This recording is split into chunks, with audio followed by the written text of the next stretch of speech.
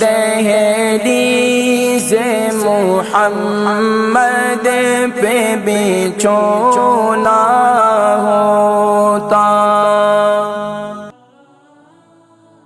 السلام علیکم۔ وعلیکم السلام ورحمۃ اللہ وبرکاتہ۔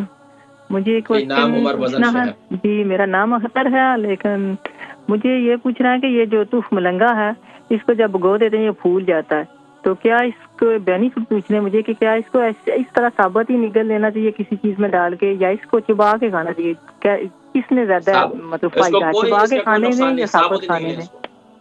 کیا سر آپ کو سر دست اس کا جواب دے دیتا ہوں۔ بالکل تف ملنگوں کو چبانے کی ضرورت نہیں ہے، اس کو ایسے ہی کھا لیں۔ البرکہ ٹرسٹ کا منشور، آؤ غم سمیٹیں خوشیاں بانٹیں۔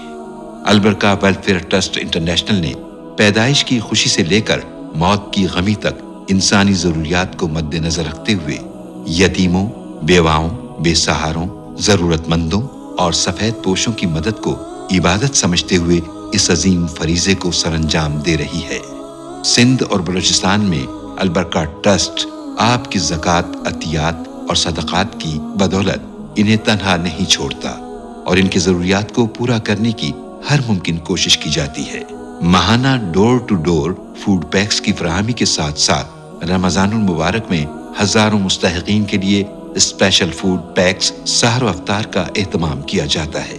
آپ بھی اپنی زکوٰۃ البرکہ ٹرسٹ کو دیجیے۔ رابطہ کیجیے 0121667739۔ ایسے ہی کھانے بس پانی میں نشوبات میں جس میں بھی ڈالیں تو ویسے ہی نکل۔ بالکل، آج کل ویسے گرمی آج کل زیادہ مفید ہے، اس کے بے شمار فوائد۔